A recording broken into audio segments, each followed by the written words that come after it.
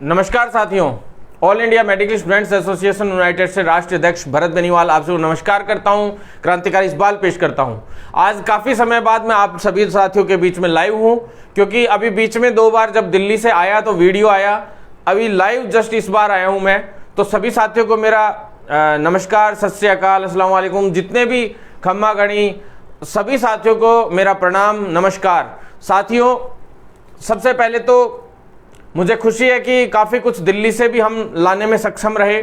दिल्ली 15 दिन का एक तरीके से पूरा टूर हो गया और 15 दिन के अंदर जो हमने जो भागदौड़ की और जो आप लोगों के लिए किया, वो सारा का सारा मामला मैं आप सभी के बीच में लेकर आया हूं। साथियों, सभी से मैं यही कहना चाहता हूं कि आप जिस तरह से प्यार देते हैं उसी तरह से प्यार बनाए रखेंगे तो 100% हम लोग आगे बढ़ेंगे।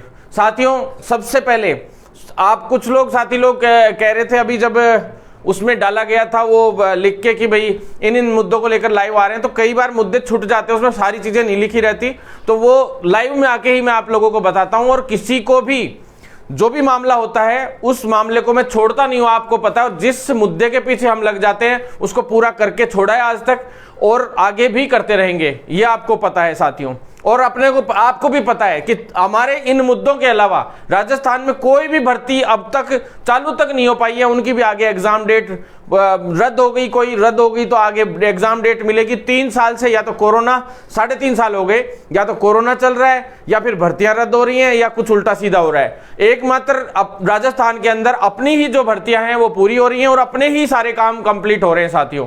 तो इसलिए एक नई इवनिंग के साथ, नई शुरुआत के साथ आप सभी को मैं इतना ही कहना चाहता हूं कि एक क्रांति का नया सैलाब हम लाने जा रहे हैं पूरे राजस्थान में। जो क्रांति मार्च हमारा चल रहा था, उस क्रांति मार्च को अब आगे बढ़ाएंगे, क्योंकि हमारे मुद्दे जो है वो जल्द से जल्द पूरे होने चाहिए। ये ही हमारा अगला टारगेट है और जो मुद्दे हैं वो सभी के बीच में वायरल कर दिए जाएंगे साथियों। अब सबसे पहले जो साथी लोग मुझे सपोर्ट करते हैं उनको तहे दिल से धन्यवाद। जो जिन्होंने हमेशा साथ दिया उनके लिए धन्यवाद। जो सबसे ज्यादा वीडियो शेयर करते हैं उनके लिए तहे दिल से धन्यवाद। वही मेरे लिए असली सपोर्ट है, क्योंकि हमेशा से आप सभी का साथ रहा है। उसी के दम पे एक जुनून पैदा होता है मेरे अंदर और मैं उस जुनून के जरिए से बहुत कुछ आप लोगों के लिए करवा के ला रहा हूं। और राजस्थान का सीएचओ, इतना मजबूत सीएचओ हमने बना लिया कि आज वो अपनी हर लड़ाई को जीतने में सक्षम रहा हर जगह पे। जबकि दूसरे राज्यों में हालात आप देख सकते हैं, सभी जगह यूनियन भी बनी हुई है, छोटी मोटी कई जगह पे यूनियन भी बनी हुई है। और यूनियन तो सीएचए में भी बनी हुई थी साथियों, आप सभी ने देखा होगा। सीएचए में 5-5 यूनियन बन गई थी और उन यूनियनों का हसरा भी आपने देखा होगा। उसके चक्कर में क्या गड़बड़ियां हुई आप सभी ने देख ली होगी। सीएचए हटा दिए गए लेकिन कोई कुछ नहीं कर पाया। तो बात वो नहीं होती है, बात होती है एकजुटता की साथियों। और एकजुट है मेरे सारे सीएचओ साथी, इस बात का मुझे बहुत ज्यादा उल्लास है, प्रसन्नता होती है कि ऐसे एकजुट रहना शायद किसी भी प्रोफेशन में ऐसा नहीं है। यहां तक कि डॉक्टर से भी बड़ी यूनिटी सीएचओ के अंदर हमने पैदा की। सभी ने एक दूसरे का साथ देने का एक जो तैयार किया सिस्टम, उसी की बदौलत आज हमारे हर एक काम हो रहे हैं साथियों और मजबूती से हम आगे बढ़ते जा रहे हैं। तो सबसे पहले सीएचओ ही नहीं, जो मेरे मेडिकल विभाग की सारी फील्ड है उसको यूनाइट करने का जो काम हम कर रहे हैं, उसी की बदौलत आज मेडिकल विभाग के हमारे सारे काम हो रहे हैं साथियों। तो सबसे पहले जो मैं आपको ये बता दूं कि मंगलवार तक आप लोगों को जो सीएचओ के जो यूनियन का जो सिस्टम तैयार किया गया है उसके रजिस्ट्रेशन नंबर आप लोगों तक पहुंचा दिए जाएंगे। हमारा काम शुरुआत हो चुका है। अब मुद्दों की बात करते हैं। सबसे पहले साथियों, मुद्दे से पहले सबसे पहले मैं मेरे एक साथी भाई ओम प्रकाश भाई जो जोधपुर से, जिनकी अचानक से निधन हो गया, मैं उनको श्रद्धांजलि देना चाहता हूं। मुझे बहुत दुख है कि हमारा एक साथी हमारे बीच से चला गया और मेरी उससे बात भी होती थी। मैं सच में, मुझे बहुत ज़्यादा दुख है कि ऐसे अचानक से वो हमारे बीच नहीं रहे और चले गए। लेकिन सच्चे दिल से मैं कह रहा हूं कि मैं उनके लिए बहुत कुछ करने जा रहा हूं। मुख्यमंत्री जी तक भी बात हमने पहुंचा दी है आज, और जल्द से जल्द हम उसके लिए जो मुआवजे की मांग कर रहे हैं, कोशिश करूंगा कि उसके लिए मुआवजा दिलवा सकें, अच्छा मुआवजा दिलवा सकें, मुआवजा नहीं अच्छा मुआवजा। और उस साथी की वजह से आज से मैंने एक मुहिम शुरू की है कि संविदा कर्मियों के लिए आज तक कोई भी अगर ड्यूटी के दौरान या जब वो नौकरी पे होते हैं और उसी दौरान, चाहे नौकरी पे हो नहीं हो, घर पे हो, लेकिन जब नौकरी चल रही है उनकी, उस दौरान अगर कोई डेथ हो जाती है तो उनको कुछ भी नहीं मिलता। ये बहुत दिक्कत वाली बात है। तो इसके लिए एक नई मुहिम आज से मैंने चलाई है। जब संविदा कर्मी भी उन्हीं के इक्विवेलेंट काम करते हैं, गवर्नमेंट सर्वेंट्स के इक्विवेलेंट, सभी जो स्थायी गवर्नमेंट सर्वेंट्स हैं उनके इक्विवेलेंट, तो क्यों ना उन लोगों को भी ऐसे समय पे एक सहायता राशि दी जाए और मुआवजा राशि दी जाए, और उन लोगों को भी आर्थिक मदद मिलनी चाहिए। उनको उनके किसी साथी के लिए अनुकंपा नियुक्ति भी मिलनी चाहिए, क्योंकि साथियों आप सभी को पता है कि भाई उनको इसलिए मिलनी चाहिए कि अब लोन ले लेके पढ़ाई की थी बच्चों ने, और फिर अब मुश्किल से सीएचओ लगे, और लगते ही शुरुआत में ही ये गड़बड़ हो गई। तो ये बहुत ज़्यादा दुर्भाग्यपूर्ण था, उसके साथ अन्याय सा हुआ। तो कोई बात नहीं, हम लोग अब उनके लिए हर तरीके से जो मदद कर सकते हैं, उनके परिवार के लिए, चाहे आर्थिक और सभी तरीके से हम लोग मदद करेंगे। तो साथियों, और इसी से हमारे अंदर यूनिटी आएगी। तो साथियों बस इतना कहना चाहता हूं कि भी सभी लोग, जब मुख्यमंत्री जी को हम एक दिन ट्विटर अभियान चलाएंगे 1-2 दिन में इसके लिए, तो उसमें आप लोग सभी मदद करना कि भाई हम लोग मुख्यमंत्री जी से मांग करें इस बारे में। तो अब आगे की बात मैं बता दूं आपको। फर्स्ट नंबर अपन मुद्दे पे आ जाते हैं, क्योंकि जो है हमारे मुद्दे जो हैं वो काफ़ी हद तक हम लोग लगभग 90% 80% सॉल्व करके लाए हैं। तो उन मुद्दों में सबसे पहला जो मुद्दा है 10,000 का इशू है साथियों, क्योंकि आप सभी को पता है मतलब जो सीएचओ के जितने भी साथी हैं उन सभी को पता है कि 10,000 का जो इशू है हमारे आंदोलन की बदौलत वो पैसे उस वक्त रुक गए नहीं। अब तक तो सभी नर्सिंग कॉलेजों के खातों में चले जा चुके होते, और कैसे जैसे करके हमने रुकवाए थे। गवर्नमेंट कॉलेज को का पैसा खुद डिपार्टमेंट अपने पास रखना चाह रहा था। पूरी जो उस टाइम का षड्यंत्र था वो सारा इनका फेल किया अपन लोगों ने उस वक्त, और उसको रोक के रखा, और कैसे भी जैसे करके अब जाके उसका समाधान हुआ है साथियों। तो मैं आपको उस मुद्दे के अंदर आगे की एक्टिविटी बता देता हूं। हम लोग उच्च अधिकारियों से कल भी मिले थे। मैं परसों सुबह 4 बजे तो पहुंचा था यहाँ जयपुर, और पहुंचने के बाद कल दोपहर बाद हम लोग उस काम में लगे हुए थे। तो साथियों उसके अंदर 10,000 वाले इशू के अंदर मैं बता दूं आपको कि भाई 18 कॉलेजों का जो वित्तीय स्वीकृति वो हो चुकी है गवर्नमेंट कॉलेजेस की, वो 2-4 दिन के अंदर अंदर पैसे आने शुरू हो जाएंगे।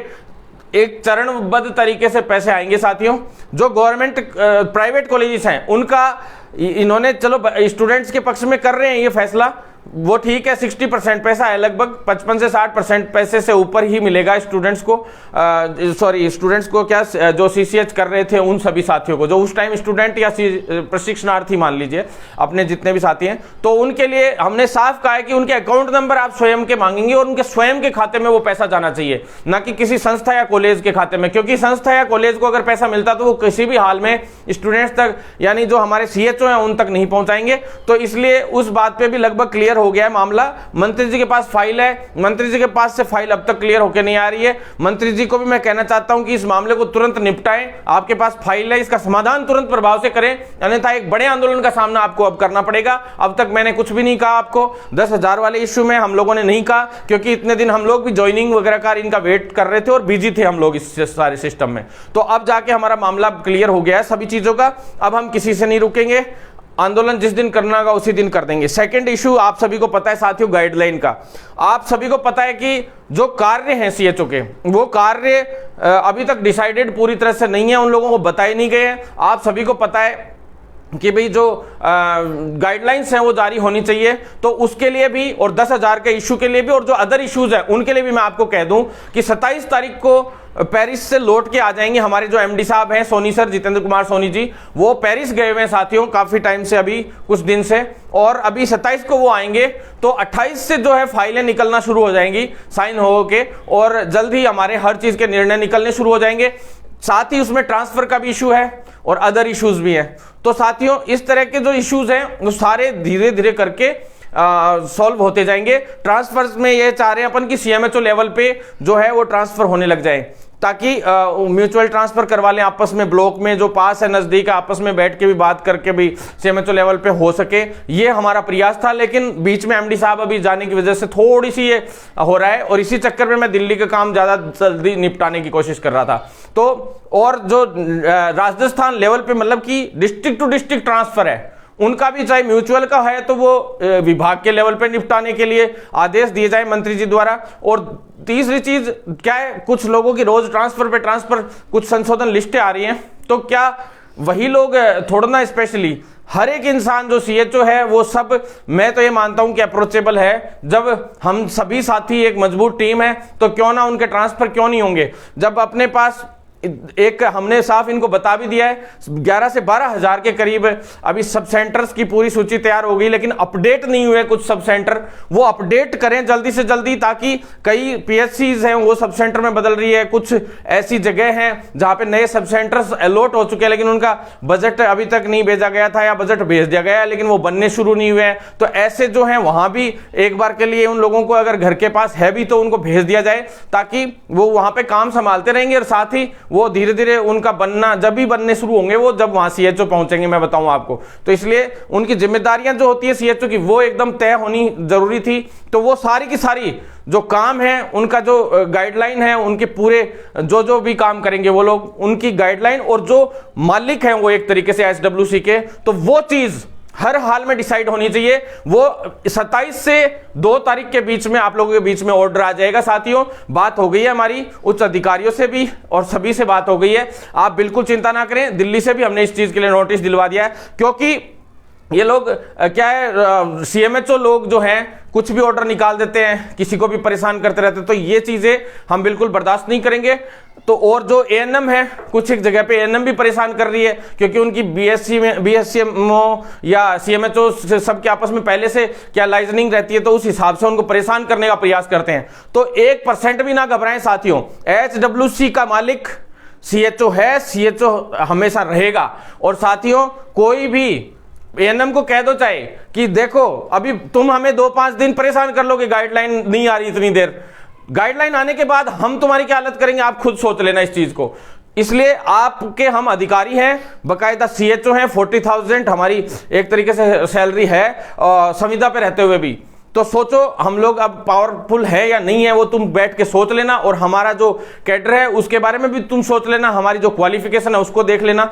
तरीके से आप लोग उनको समझाइए, क्योंकि हो सकता है कि भी वो कहते हैं ना एक बार की मारना उतना ही हम लोगों को जितना बाद में मार खा सको, उससे तिगुनी चौगुनी। तो इसलिए मैं साफ शब्दों में कहना चाहता हूं सभी को कि साफ समझा दो सभी को, बिल्कुल डरने की जरूरत नहीं। साथियों, साफ शब्दों में एएनएम भी सुन ले मेरे वीडियोस कि भाई हम भी आपके खिलाफ नहीं, आप हमारे ही फील्ड के लोग हो, लेकिन कम से कम अधिकारी और अपनी एक तरीके से जो डिग्निटी है उसको मेंटेन करके आप लोग चलें, एक दूसरे का साथ दें, एक टीम वर्क करें। टीम वर्क करेंगे तभी एचडब्ल्यूसी इंप्रूव हो पाएगी और हम लोगों के स्वास्थ्य को मजबूत कर पाएंगे। हमें जो पैसा मिल रहा है वो लोगों की जीवन रक्षा के लिए मिल रहा है, स्वास्थ्य के लिए मिल रहा है। इसलिए हम लोग चाहेंगे कि हमारा बेस्ट, हर सीएचओ को मैं तो ये कहता हूं कि ये करना चाहिए कि जो बेस्ट से बेस्ट, सबसे बेस्ट एचडब्ल्यूसी सेंटर, जो एचडब्ल्यूसी है किसका रहता है पूरे राजस्थान में, इस तरीके से। और मैंने तो अधिकारियों से भी कहा है कि जो बेस्ट एचडब्ल्यूसी रखेगा उन लोगों को आगे चल के सब सेंटर्स जो अपना एरिया में सबसे बेस्ट परफॉर्मेंस देता है और जो रखता है उसको स्पेशल मतलब अवार्ड भी मिलने चाहिए और सीएम लेवल तक अवार्ड मिलने चाहिए, और सब तरीके से उन लोगों के लिए स्पेशल भी कुछ ना कुछ होना चाहिए। ये तक हमने रखा है। तो साथियों, इसके बाद आप लोग आ जाइए, जो 10,000 वाला इश्यू साथियों अब उसको सॉल्व करने की बारी है, और वो बहुत जल्द अब सॉल्व कर देंगे। एमडी सर के आते ही 5 दिन के अंदर अंदर इसको सॉल्व करके छोड़ेंगे, आप बिल्कुल टेंशन मत लो साथियों। और जल्द ही जो कैडर वाला मामला है उसमें ज्यादा कुछ अभी लीक नहीं कर रहे हैं साथियों, बहुत स्पेशल चल रहा है। ये मान लीजिए दिल्ली तक जो चक्कर चल रहे हैं वो सबसे बड़ी जीत अपनी वही होगी, और परमानेंट के लिए भी हम लोग इतनी बढ़िया तरीके से भागदौड़ कर रहे हैं। परमानेंट वाला भी 40 से 50% काम कंप्लीट हो गया, नोट शीटें चलनी शुरू हो गई हैं। मैं बहुत जल्द आप लोगों को शानदार, हमेशा मैंने कहा है कि जोर का झटका धीरे से लगा, वही वाली बात है। तो शानदार वाला जोर का झटका धीरे से लगाएंगे और बहुत जल्द हम जीत दर्ज करेंगे साथियों। और ये न्यूज जो होंगी आने वाली वो केवल राजस्थान के सीएचओ के लिए नहीं होंगी, पूरे इंडिया के सीएचओ के लिए होंगी। जो काम किया है वो सभी के लिए किया है साथियों, आप बिल्कुल चिंता ना करें। और जरूरत पड़ सकती है आंदोलन की, बहुत जल्द तो जरूरत पड़ेगी, तो मैं आपको बता दूंगा, सभी तैयार रहे साथियों। इसके बाद एब्सेंट और स्पोर्ट्स वाले साथी हैं जो, उन सभी साथियों से मैं कहना चाहता हूं कि भाई जो एब्सेंट रह गए थे कुछ दिन, उनकी अटेंडेंस ब्रिज कोर्स के दौरान पूरी नहीं हो पाई थी, उन सभी साथियों को भी मैं कहना चाहता हूं कि आप लोग अपनी जो अटेंडेंस है वो आपको पूरा करने का मौका मिलेगा। हमने दिल्ली से भी इनको इंस्ट्रक्शन दिलवा दिए, नोटिस भिजवा दिया है, और आपकी जो वित्त विभाग में आपकी फाइल जा रही है, और उसके अंदर जो 13 लोग एब्सेंट रहे थे ऐसे, तो उन सभी साथियों के जो है वित्त विभाग को फाइल भेजी जा रही है, भेज दी गई है, ये मान लो मंडे को चली जाएगी शाम तक या ट्यूसडे को फाइल चली जाएगी। भाई आपकी फीस डिसाइड हो जाएगी, क्योंकि अब आप उस टाइम पूरा टाइम नहीं दे पाए जब क्लासेस विभाग ने लगवाई, तब तो RUHS ने लगवाई तब तो अब वो क्लासेस का जो चार्ज है आप लोगों पे लगेगा थोड़ा सा, जो भी 4-5 हज़ार रुपए खर्च होने चाहिए मेरे हिसाब से, तो वो लगेगा और वो लग के आपकी वो क्लासेस पूरी करवा दी जाएंगी और उसको आपको अभी इसमें बिठा दिया जाएगा अगले एग्जाम के अंदर। जो 623 लोग ब्रिज कोर्स कर रहे हैं इनके साथ बिठा दिया जाएगा। साथियों इसके बाद आप आ जाइए सेकेंड वेटिंग और स्पोर्ट्स की पे बात पे। तो स्पोर्ट्स वाले साथी हैं उनके लिए मैं दिल्ली गया था, तो वहां से खेल मंत्रालय से इस वीक में समाधान की बात हो ही गई थी, आपको मैंने वीडियो में भी बता दिया था साथियों। और बहुत जल्द क्या है सबसे बड़ी प्रॉब्लम क्या आ रही है चिकित्सा विभाग में, बार बार अधिकारी चेंज हो रहे हैं, बार बार। यहां तो फिलहाल तो ये भी नौबत है, मैं आपको पहले ही बता देता हूं साथियों, ये बात कोई भी नहीं बताएगा, राजस्थान में मुख्यमंत्री तक बदलने के चांसेस हो रहे हैं। आप लोगों को मैं पहले ही बता दूं, कोई भी किसी को भी ये सूचना नहीं होगी। हम दिल्ली से 12, 13, 15 दिन से भी मेरे पास ये काफी सूचनाएं वहां से भी मिली, काफी कुछ चीजें इंटरनली मैं आपको बता रहा हूं, ये चीज शायद किसी को पता भी नहीं होगी। मुख्यमंत्री तक बदलने के चांसेस हो रहे हैं। कई मंत्री, अगर मुख्यमंत्री बदलता है कई मंत्री भी बदलेंगे, कई विभाग के अधिकारी भी बदलेंगे। 4 साल में, 3.5 साल में इस सरकार ने मंत्री बदले हैं, अधिकारी बदले हैं, कभी किसी को बदल दिया कभी किसी को। अब आशुतोष पेंडेकर जी जैसा बढ़िया हेल्थ सेक्रेटरी हमें मिला था, सारी बातें वो सुन रहे थे, सारे काम तरीके से कर रहे थे, अच्छे अधिकारी जितने मिले सबके सब बार बार ट्रांसफर हो जाते हैं उनके, कभी किसी को कहीं भेज देते हैं। ये तो अपन लोगों का हिम्मत है कि अपन लोग कैसे भी करके इनका समाधान करके लेके आ रहे हैं। ये बहुत बड़ी बात है, ये अपनी बहुत बड़ी जीत है। इतने अधिकारी, कोविड, इतने ज्यादा उल्टे सीधा होने के बावजूद हम लोगों की जीत हो रही है हर काम में।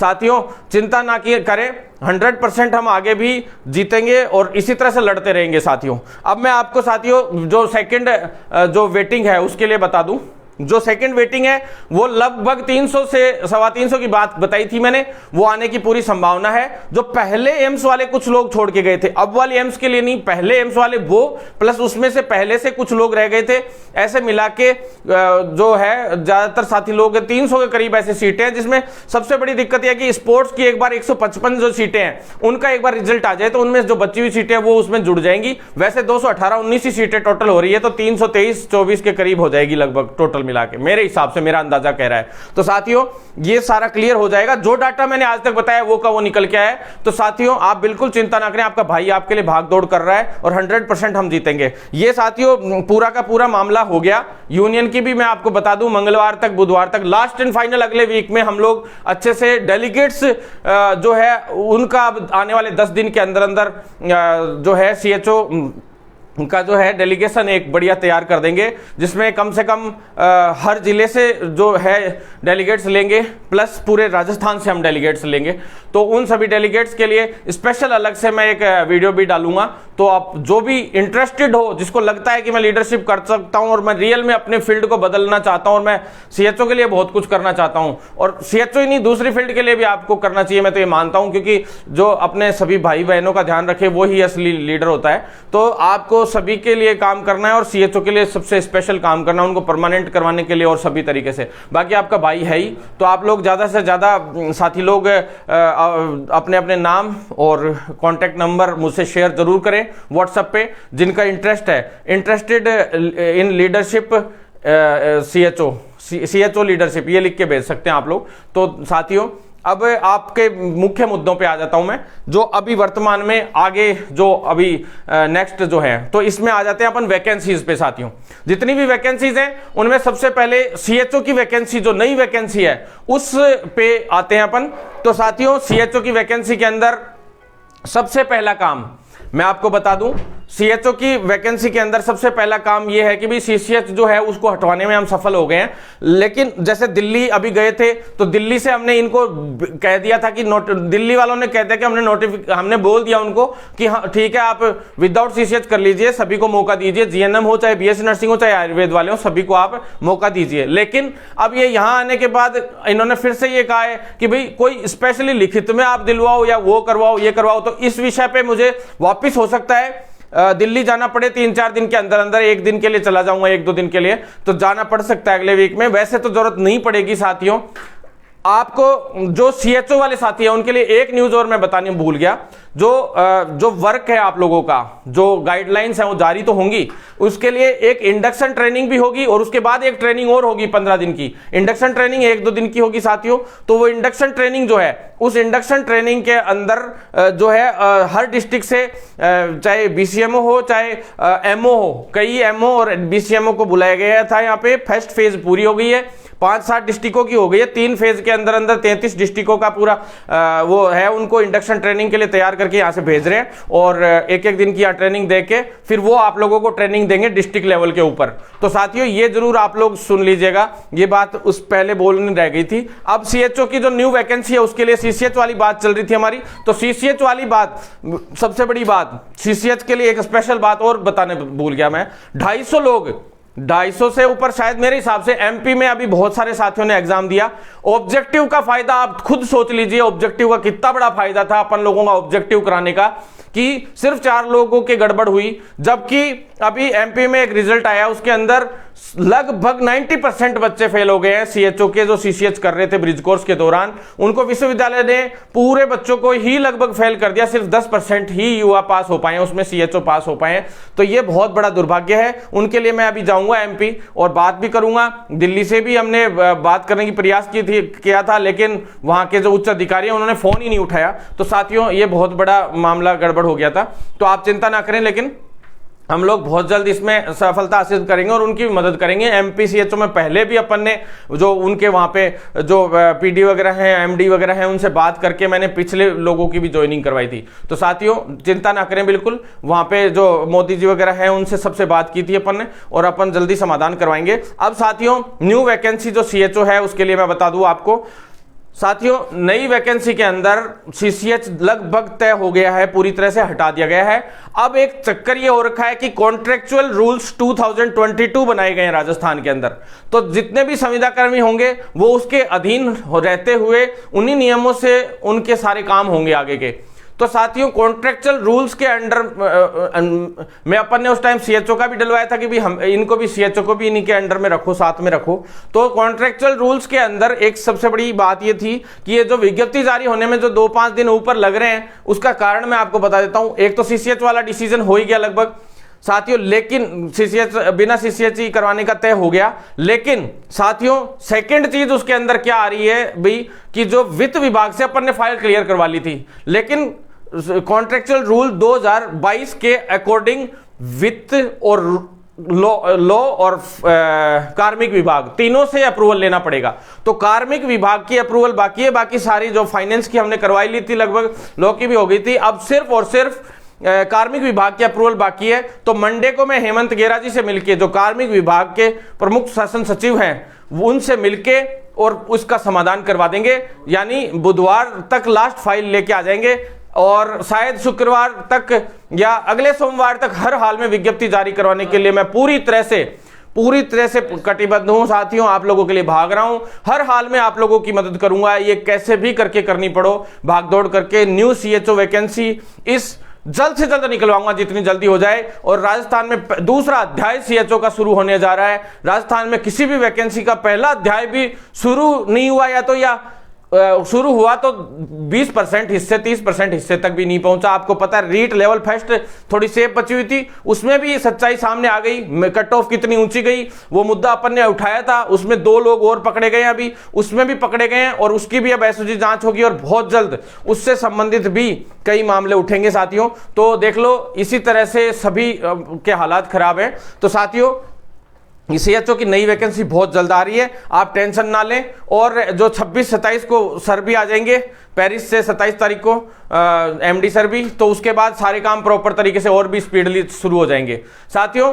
इसके बाद जो एक वैकेंसी नई है 1250 पदों पे, सॉरी सीएचओ की मैं संख्या बता दूं आपको, 3531 पदों पे एक है ही जो आनी है पूरी, जो वित्तीय स्वीकृति मिली हुई है साथियों दूसरी बात है, उसके अंदर 1800 पद जुड़वाने की बात है, तो वो वित्तीय स्वीकृति जो 1800 की आई है उसको भी दोबारा से उस फाइल को एक बार और भेजना पड़ेगा। तो 3531 वाली तो अभी जारी हो जाएगी, लेकिन 1800 पद जैसे 5500 अपन ने बाद में जुड़वाए थे, 5500 भी आपको पता है विद सीसीएच ही होनी थी, लेकिन अपन ने उसी में जुड़वा दी, तो वो सीसीएच वीसीएच हट गया अपने आप ही, उन्हीं रूल्स से वो भर्ती हो गई। तो इसी तरह से 1800 भी इसी में फिर जुड़वा लेंगे, और जो 300 के करीब वैकेंसीज और बच जाएंगी इसके अंदर पुराने बैकलॉग की, जिसमें शहरी और ये सब हो जाएगी, जैसे शहरिया वगैरह की ये कोटे होते हैं ना, कुछ रिजर्वेशन के कोटे होते हैं उसके अंदर जो अपनी 7810 में थे, और वो खाली रहेंगी वो पोस्ट है, वो बैकलॉग रह गया उसमें, तो वो बैकलॉग इसमें जुड़ जाएगा 300 के करीब वैकेंसीज का, क्योंकि 6419 लोगों को इसमें पोस्टिंग मिल गई है, 623 लोग वेटिंग वाले हैं जो अभी ब्रिज कोर्स कर रहे हैं। फिर आप देख लीजिए 155 स्पोर्ट्स के हो गए, तो देख लीजिए कुल मिलाए कितने हो गए। फिर उसमें से जो 150 के करीब लोग हैं, 140-50 के लोग एम्स एस वाले जो साथी हैं जिनका चयन हुआ और वो छोड़ के अभी चले गए थे, लास्ट वाले, इससे पहले वाले छोड़ के गए थे, उनकी तो हमने जुड़वा ली, लेकिन अब वालों का ये जोड़ने के लिए मना कर रहे हैं कि भाई अब वाले नहीं जोड़ेंगे, पहले वाले तो जोड़ देंगे, हम तैयार हैं इस चीज के लिए। तो अब साथियों इस तरह से कंप्लीटली पूरा मामला क्लियर हो जाएगा, और जल्द से जल्द 300 के करीब बैकलॉग और जुड़ जाएगा, तो कुल मिला के 5600 के करीब वैकेंसियां, ये 5500 से ऊपर वैकेंसियां होने की पूरी संभावना हो गई है साथियों। तो हम इसको पूरा करवाने में सक्षम रहेंगे, आपका सब साथ रहे तो अपने आप और मजबूती से हम लोग आगे बढ़ेंगे साथियों। अब बस सबसे ज्यादा मैं चिंतित हूं तो 10,000 वाले इशू के लिए हूं, दूसरा नई वैकेंसी निकलवाने के लिए हूं, तीसरा गाइडलाइन जारी करवाने के लिए हूं जो सीएचओ 7810 वैकेंसी में, कि भाई जल्द से जल्द इनके वर्क की गाइडलाइन आ जाए, तो ऑटोमेटिकली क्या है अपने आप मालिक जो हैं उनको उनका घर संभलाएं, यानी मालिकों के पास उनका घर रहना चाहिए। एसडब्ल्यूसी सीएचओ का है तो मालिक है उसका, तो है तो इंचार्ज है तो उसके हिसाब से रहना चाहिए। तो साथियों इसके बाद नेक्स्ट आपको मैं बता दूं 1250 भर्तियां जो है रिटर्न एग्जाम पे आरपीएससी से जो भर्तियां हैं वो नई लेके आ रहे हैं अपन लोग। साथियों आप सबसे एक निवेदन है कि ज्यादा से ज्यादा आप वीडियो को शेयर जरूर करें, सभी साथियों तक ये वीडियो पहुंचना चाहिए, जिससे क्या है सभी साथियों तक इंफॉर्मेशन पहुंच जाए नई वैकेंसियों की, आपके जूनियर्स को भी उसका लाभ मिले। 100% हम लाभ देंगे, उनको लगना चाहिए कि हमारे बड़े भाई हमारे लिए भी सोचते हैं, खुद तो नौकरी लग गए लेकिन हमारे लिए भी सोचते हैं। अब मैं आपको बता दूं न्यू जो वैकेंसी है 1250 की जो रिटर्न एग्जाम से हम लोग निकलवाने के लिए उसमें प्रयासरत हैं, तो शायद मंगलवार बुधवार तक मेरा अजमेर जाने का चांस है। अजमेर इसलिए जाएंगे कि आरपीएससी के जो चेयरमैन है उससे मिलने हम लोग जाएंगे, क्योंकि नई वैकेंसी है जो लिखित परीक्षा से होनी है उसकी फाइल को उन्होंने यहां से भिजवाने के बाद रख रखा है, वो आगे नहीं बढ़ाया अभी तक, और वो आगे बढ़ जानी चाहिए थी। बहुत जल्द इस पे जल्द से जल्द विज्ञप्ति जारी करते हुए, जल्द से जल्द आगे की कार्रवाई करते हुए, और जल्द परीक्षा की तिथि तक अब घोषित हो जानी चाहिए थी, लेकिन ये दिन लेट कर रहे हैं, ये बहुत बड़ा दुर्भाग्य है हमारा। जल्द से जल्द सरकार पूरा करे इन सब चीजों को, अन्यथा सरकार को बड़े आंदोलन का सामना करना पड़ेगा।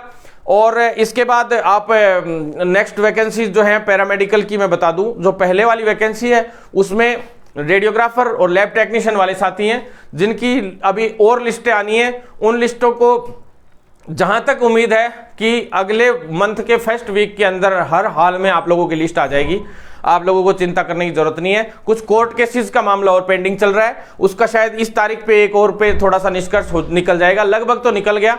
तो बहुत जल्द जो रिजर्व हो गई थी कोर्ट की वजह से सीटें, उनका रेडियोग्राफर वाले भी और लैब टेक्नीशियन वाले भी साथी भी, उनका जल्द से जल्द किसी भी तरह से मैं समाधान करवाऊंगा। अधीनस्थ बोर्ड के चेयरमैन साहब से भी मंडे को मिलूंगा। तो साथियों आप बिल्कुल चिंतित ना हो। तीसरी बात मैं आपको जो इसके अंदर बता दूं कि जो नई वैकेंसियां हैं पैरामेडिकल की, रेडियोग्राफर और लैब टेक्नीशियन की, उनको सरकार हल्का सा मानस बना रही है, मंत्री जी मानस बना रहे हैं कि मेरिट आधार पे चांस हो रहा है उन भर्तियों का।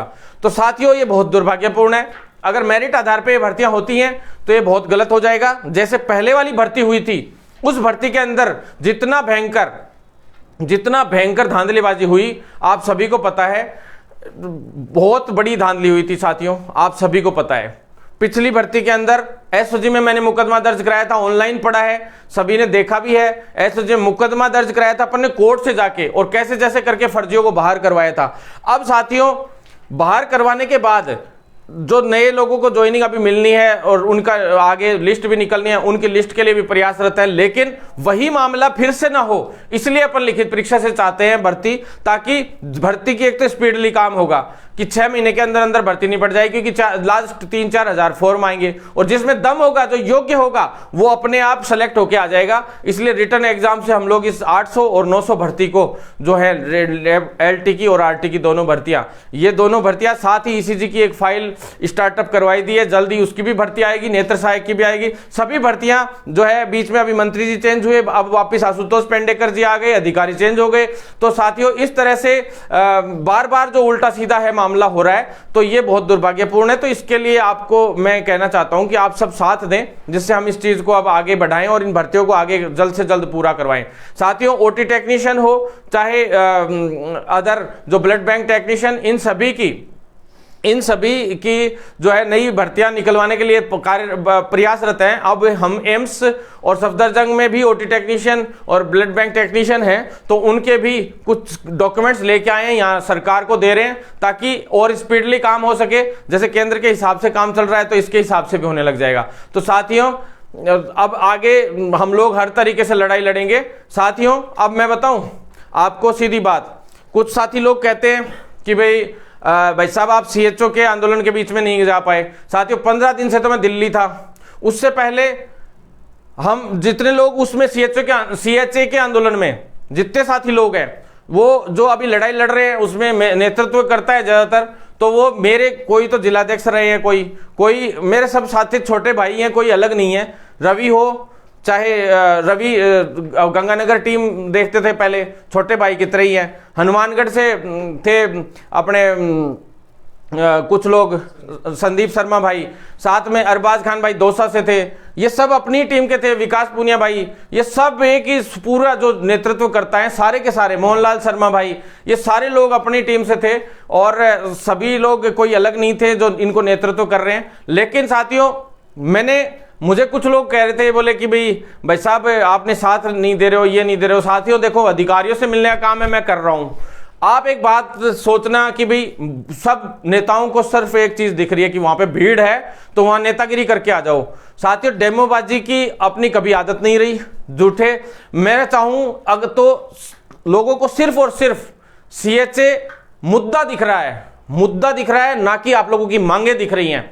जो भीड़ वहां पे इकट्ठी हो रखी है, वो भीड़ दिख रही है लोगों को। उस भीड़ के लालच में लोग वहां जा जाके अपनी डेमोबाजी सेट कर रहे हैं। कोई कहता है मैं मुख्यमंत्री जी से मिलूंगा, कोई कहता है मैं उससे मिलूंगा, कोई कहता है मैं इससे मिलूंगा।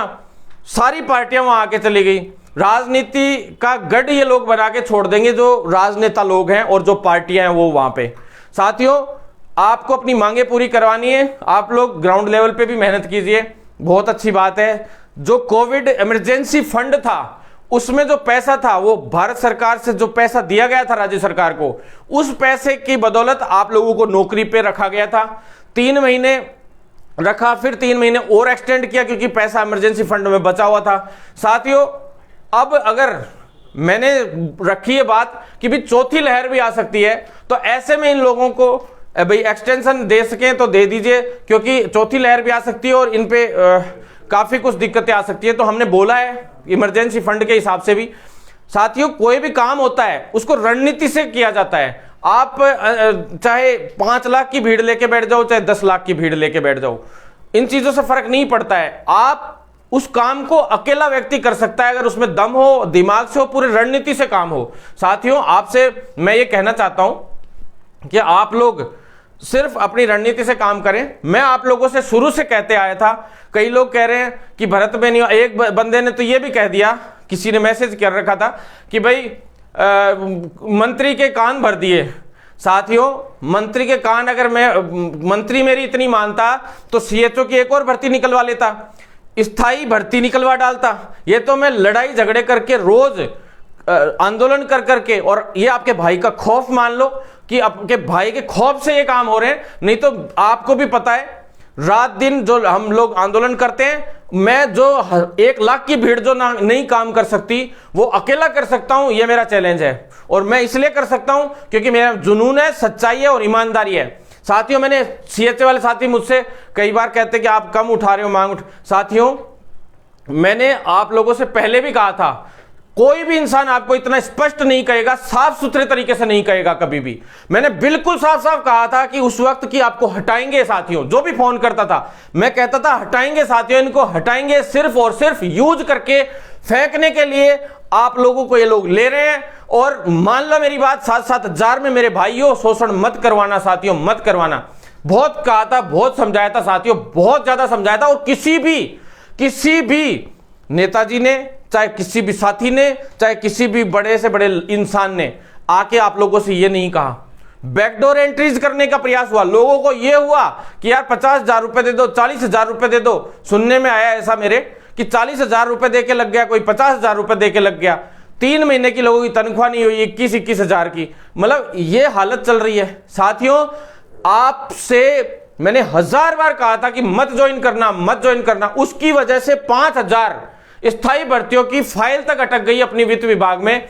इतना दुख हुआ मुझे कि इन्हीं लोगों की स्थायी भर्तियां इन्हीं से छीन ली गई और इन्हीं को आगे करके 7,000 में। आप लोगों के साथ बहुत बड़ा विश्वासघात इन सरकारों ने किया है। आप लोगों को यूज किया गया 6 महीने तक, 7 महीने तक, 8 महीने तक। और फिर कई लोग कहते हैं कि भाई मेरिट बेस पे भर्ती क्यों नहीं होने दे रहे हो। अरे भैया क्यों होने दूं मैं? मेरिट बेस पे भर्तियों में शिवाय धांधली के क्या हुआ है? सारी बैकडोर एंट्रीज होती हैं। आप बताइए, जो आदमी फेयर है, जो पढ़ने वाला है, जो योग्य व्यक्ति है, उसका कभी नंबर नहीं आ पाता। कर्मचारी संघ वालों ने 2013 की भर्ती हुई, 2018 की भर्ती हुई, दोनों बार उन लोगों ने यह कहा कि इस बार बस परमानेंट हो जाने दो, अगली भर्ती लिखित परीक्षा से करवा लेना। इस बार परमानेंट हो जाने दो, अगली भर्ती परमानेंट करवा लेना। मैं कहता था कि भाई ठीक है, एक बार के लिए चलो कर दिया। बोले हमें 10-10 साल हो गए संविदा पे लगे हुए। साथियों एक बात बताइए, क्यों जो 10 साल से जो प्राइवेट हॉस्पिटलों में झकमरा रहा है, जो भागदौड़ करता है रोज रात दिन, वो क्या इंसान नहीं है? यूं कहते हैं कि भाई ऐसे हो गया, वैसे हो गया। सब लोग भी तो इंसान है यार, सबका बराबर सोचो आप। बोनस अंक मिले कोई दिक्कत नहीं है। अब मेरे जो साथी जो सीएचए वाले हैं, मैं तो उनसे यह भी आग्रह करना चाहूंगा कि आप लोग नई स्थायी भर्तियों की भी मांग कीजिए, क्योंकि आप लोगों को अगर ये चीज नहीं दे रहे हैं तो कम से कम नई स्थायी भर्तियों की तो मांग करिए आप साथ में। क्योंकि कल को 8 से 10,000 स्थायी भर्ती आती है तो आज आप लोग यहाँ पे 1% हटाने का भी प्रयास होता है और 1 साल का आपको बोनस अंक भी मिलता है और रिटर्न एग्जाम से भर्ती हो जाती है तो आपका 100% नंबर आने के चांसेस बढ़ते हैं साथियों।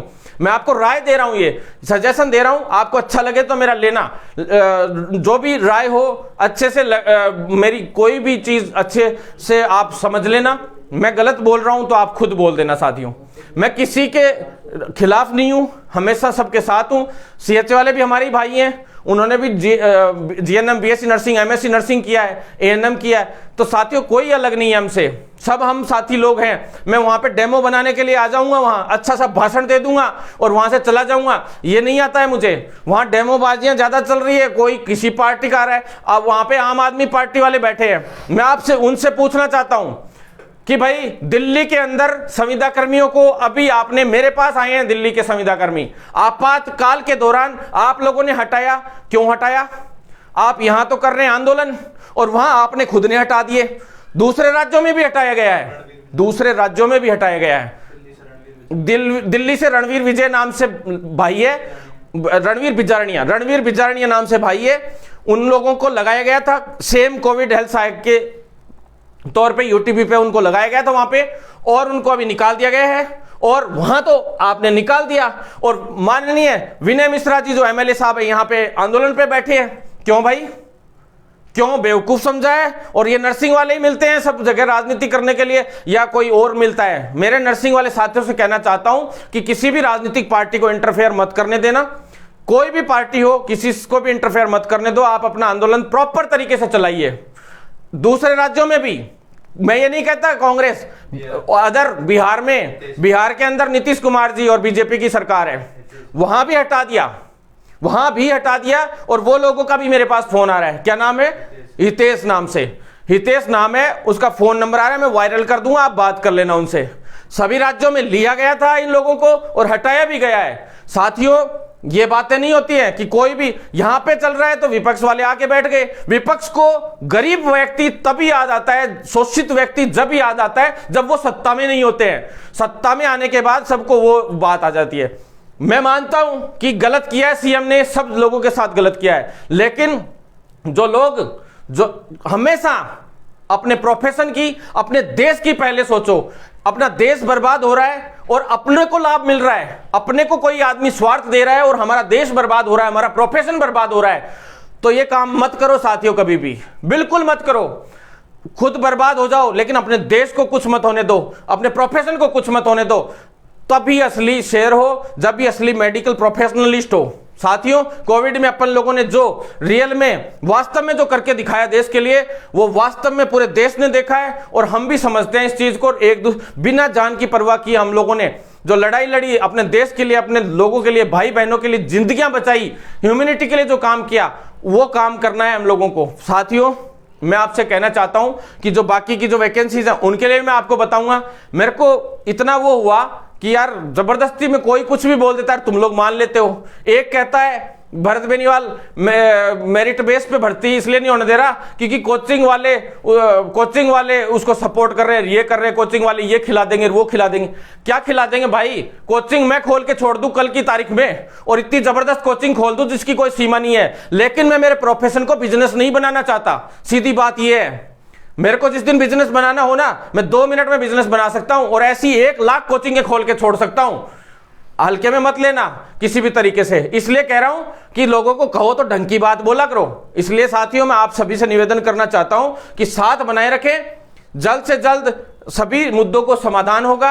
अब रेगुलर मैं आपके बीच में लाइव भी आऊंगा, रेगुलर यहां पे धरातल पे काम भी करेंगे। बीच में शायद 1 आध दिन दिल्ली और जाना पड़ सकता है। अब मैं आपको बता दूं, मेडिकल कॉलेजेस के अंदर और नर्सिंग कॉलेजेस जो खुल रहे हैं उनके अंदर जो tutor, professor, assistant professor, principal, vice principal, इन सब की भर्तियां आनी है। मेडिकल कॉलेजेस में भी प्रोफेसर्स की भर्तियां आनी है, सभी की आनी है, और नर्सिंग कॉलेजेस में भी आनी है। तो उन भर्तियों में से कुछ भर्तियां डीपीसी को देने की बात हुई है, कुछ भर्तियां स्थायी निकालने की बात हुई है, प्लस कुछ भर्तियां संविदा पे लेने की बात हुई है। उन भर्तियों को 3 हिस्सों में बांटा गया। लेकिन मेरा सरकार से मैंने एक ही मांग रखी है कि भाई आप डीपीसी पे दें, 150 से 200 पद दे सकते हैं, इससे ऊपर नहीं दें, क्योंकि पहले भी डीपीसी में चले गए थे ट्यूटर के पद।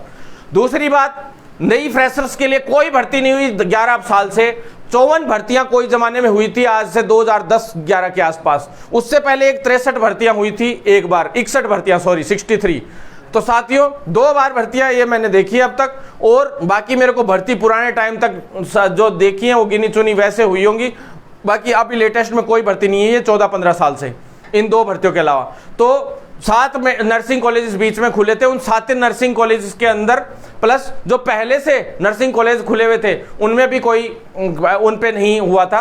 तो वो भी जल्द से जल्द सरकार इन पे भर्तियां निकाले, इसके लिए हम प्रयासरत हैं और बहुत जल्द इसके लिए कुछ ना कुछ स्पेशल भी करने जा रहे हैं। तो आप लोग भी साथ दें, क्योंकि काफी पैसा वैसे ही इन कॉलेजेस से आ रहा है, क्योंकि इन पे सीटें हैं जो वो भी एसएफएस पे हैं। इतना पैसा सरकार के पास आ रहा है, उसके बावजूद इनमें प्रोफेसर, असिस्टेंट प्रोफेसर और इन सब की भर्तियां नहीं हो रही है। ये बहुत दुर्भाग्यपूर्ण है कि आपके पास टीचर्स को देने के लिए भी पैसे नहीं है, पोस्टें खाली पड़ी हैं। आप लोग जिन लोगों को लेते हैं वो लोग क्लिनिकल फील्ड से आते हैं, क्लिनिकल फील्ड के लोगों को आप इन पे ला रहे हो। एक जीएनएम प्रमोट हो के आके और बीएससी नर्सिंग को पढ़ा रहा है, ये एक क्या सिस्टम हुआ? वो भी क्लिनिकल फील्ड वाला, जीएनएम वाला भी पोस्ट बेसिक कर ले साथी, और उसके बाद पढ़ाए, कोई दिक्कत नहीं है। एमएससी नर्सिंग कर ले, उसके बाद पढ़ाए, कोई दिक्कत नहीं है। लेकिन ये बहुत गलत है। तो इसलिए साथियों, आप लोग चिंता ना करें, बिल्कुल टेंशन ना लें, हम लोग हर तरीके से इस लड़ाई को आगे बढ़ाएंगे।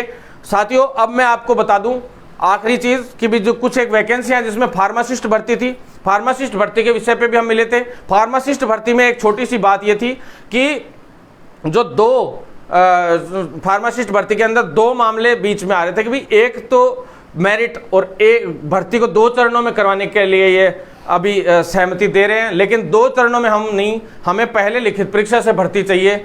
चाहे 2000 भर्तियां एक बार पहले लिखित परीक्षा से दे दो, फिर आप जिस तरीके से करना चाहो उसके बाद आप आगे की बात देख लेना। साथियों, इसके बाद आप लोग नेक्स्ट नंबर पे आ जाइए डेंटल की भर्तियों के लिए। डेंटल की भर्तियों के लिए वित्तीय स्वीकृति की फाइल अभी भी अटकी पड़ी है। अगले सप्ताह में इस काम को प्रॉपर तरीके से अब हम लोग आगे बढ़ाएंगे। साथियों, अब आपको सही से बता रहे हैं, जितने भी साथी लोग साथ देंगे, मैं आप लोगों से इतना ही कहना चाहता हूं, 10 से 15 दिन के अंदर अंदर एक के बाद एक जोरदार ताबड़तोड़ तरीके से हम लोग काम करेंगे। सारे काम हमारे हुए हैं, हमारे अलावा किसी का राजस्थान में कोई काम नहीं हुआ।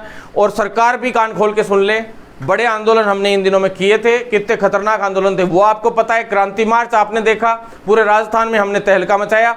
और अब जो आधा राजस्थान इधर वाला बचा हुआ था उसमें भी हम तहलका मचाएंगे और बाकी के काम भी साथियों के करवाएंगे।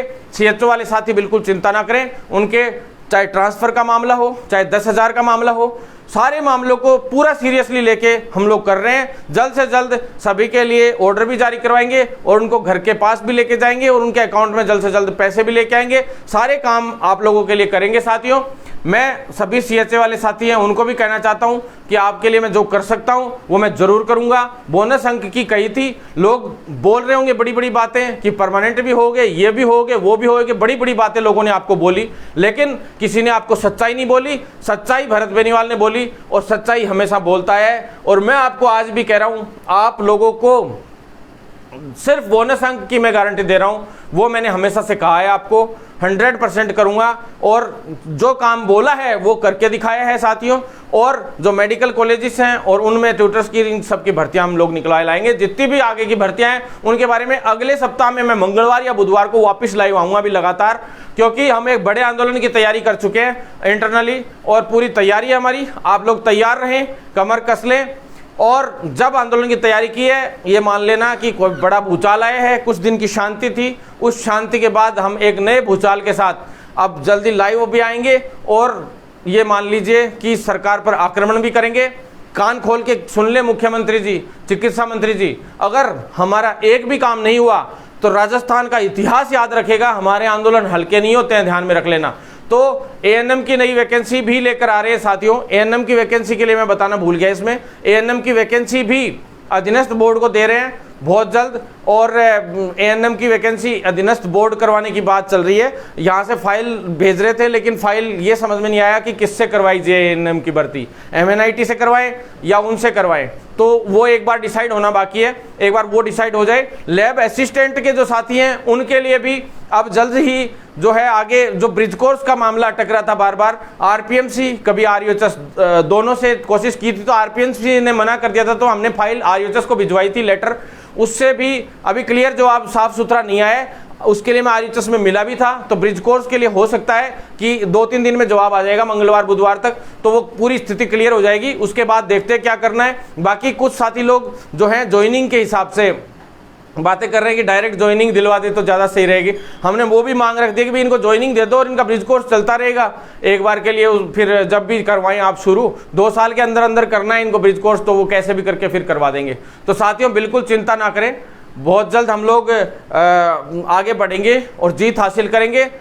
हमेशा मैंने एक ही बात कही है, सत्यमेव जयते, सच की हमेशा जीत होती है और हमारी जीत होगी साथियों। बहुत जल्द जीतेंगे, लड़ेंगे और जीतेंगे। इनकलाब जिंदाबाद के साथ साथियों धन्यवाद आप सभी साथियों को साथ बनाए रखने के लिए। ज़्यादा से ज़्यादा वीडियो शेयर जरूर करना और ट्विटर, यूट्यूब और सभी जैसे फेसबुक सभी पे फॉलो भी करें और साथ में लाइक भी करें। धन्यवाद साथियों।